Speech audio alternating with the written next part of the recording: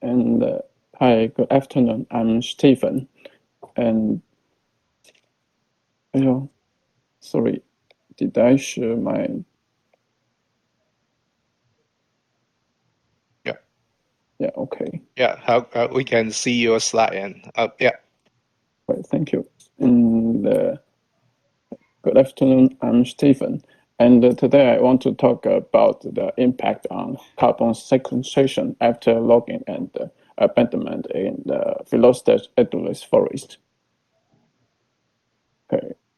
And a little over 10 years ago, I did something that I regret, something that I'm not particularly proud of, something that in many ways I wish no one would ever know, but I feel kind of obliged to review it.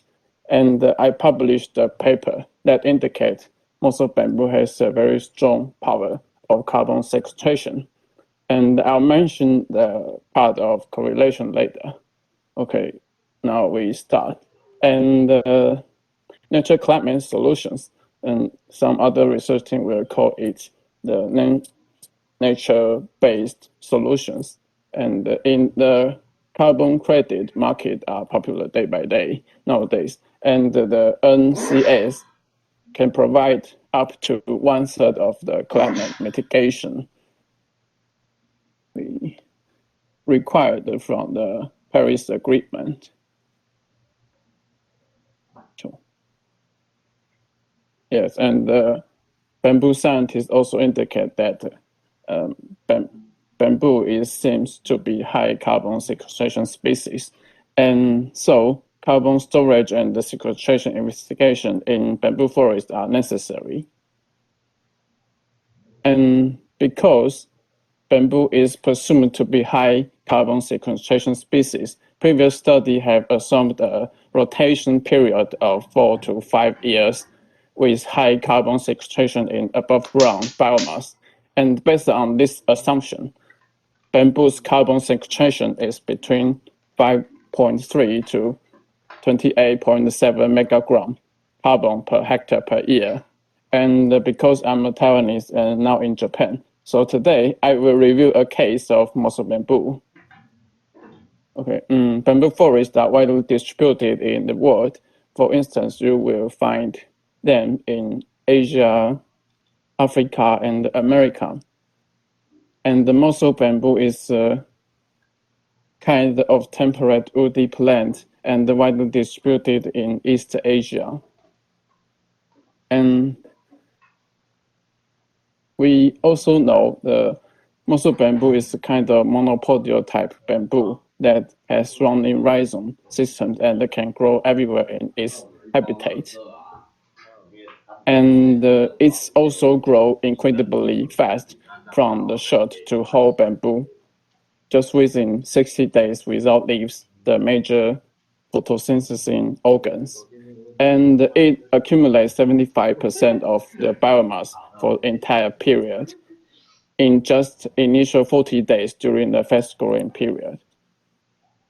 And secondly, because the Mosul bamboo has long life fiber cells and its dry matter accumulate in the radial secondary cell wall year by year after finish growing in height of the ear.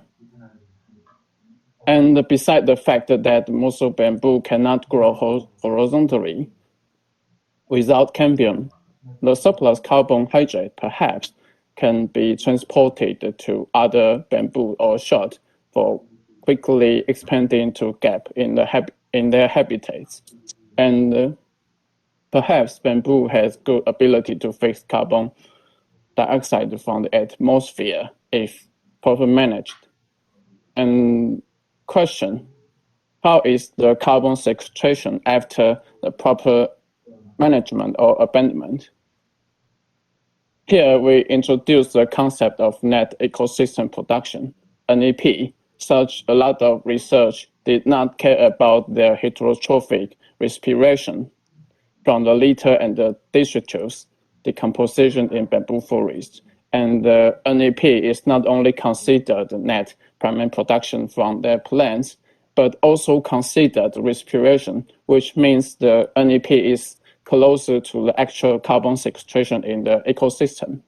And based on previous study, the net ecosystem production is also high in moso bamboo forest compared to other tree or forest species. And considering the fact that the whole ecosystem will respire and consume carbon poor, moso bamboo is still a strong species of carbon sequestration than trees. And even though this study site, so far I know, is not totally abandoned. So why we notice the abandonment is because of high labor income near the habitat of moso bamboo. And so labor prefer to work in cities due to the higher wages than in the countryside in the East Asia nowadays, which cause the people perhaps to be unwilling to manage moso bamboo forest in Japan, Korea, Taiwan, and parts of China. So here, the purpose of the series studies is to estimate the impact on carbon sequestration after the selective cutting, clear cutting, and abandonment. And our study site operated in the central Taiwan, and the mean DBH of the moso bamboo is around 6.5 to 6.8 centimeter, and their mean height is around 10 meter. And we set 10 meter squares for each treatment. Okay, and we also collected bamboo samples and made allometric models to estimate the biomass, and we also analyzed the carbon ratio in bamboo's organs such as leaf, branch, culm, rhizome, and the roots, and input all the data from the pink cafe model, which is a partial equilibrium model for carbon allocation in forest system. And the equilibrium solution output here is given by the exogenous variables and the endogenous parameters through the systems of equations. And the model considered photosynthesis, respiration, and the turnover rate in all components in the bamboo forest. And anyway, we input hourly environmental and annually biomass data in the pink cafe model to estimate the NAP, the actual carbon sink in the ecosystem. And our result showed that the selective cutting will increase the NPP. NPP means the above ground net primary production. And after 1 year, but it will be no change if the selective cutting would not continue to operate. And however, the clear cutting will decrease the AMPP after 1 year, but will extra increase after recovering from the very strong treatment. And the result of the NAP are quite similar to the AMPP. The selective cutting will increase the NAP, but will be no change if the selective cutting would not continue to operate. And following this, methinks before the abandonment started, the landlord continually operated the selective cutting year by year, and the dug bamboo shot in winter only. The forest was not reached the carrying capacity of moso bamboo yet. And a few years later, the moso bamboo was quick to grow up to reach the carrying capacity and became the climax. And the NAP got the equilibrium point, even though the 2-year cycle of good and bad years will make the NAP swim around zero. So we conclude that the selective cutting annually is the best way, and the clear cutting every 4 to 5 years once is a compromised choice in high income and wages countries. And the abandonment over 4 years have some negative effect for the carbon sequestration in ecosystems of the Moso bamboo forest. And we then acknowledge that using the bamboo forest to increase carbon sequestration may sometimes not be as useful as many studies said, especially in abandoned bamboo forests. So harvesting and managing bamboo forests are necessary for increasing their carbon sequestration.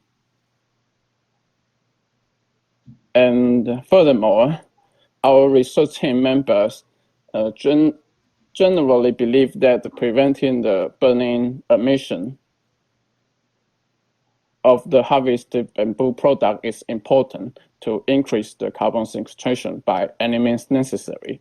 And in countries where there are high labor wages and no incentive to manage bamboo forests, the government may need to subsidize the operating cost or just leave it. Because if we didn't manage bamboo forest, after the bamboo forest get their current capacity of biomass, the NEP is just swing around zero.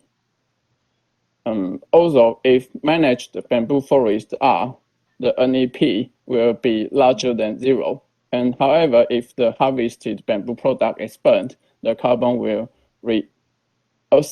re-emitted back to the atmosphere in the form of carbon dioxide or methane, and also include exogenous emissions, such as the emissions from the transportation vehicles. And from my personal point of view, it should not be too much to expect that the bamboo forest can contribute to the carbon sequestration by absorbing the greenhouse gas emission from the human beings if we considered more deeply in the carbon footprints. So instead, what human beings should do is to electrify all the production vehicles and equipment and to develop clean, renewable energy that can really meet the electricity demand of all people, such as using power plant, or just like the Dr. Chen mentioned, use the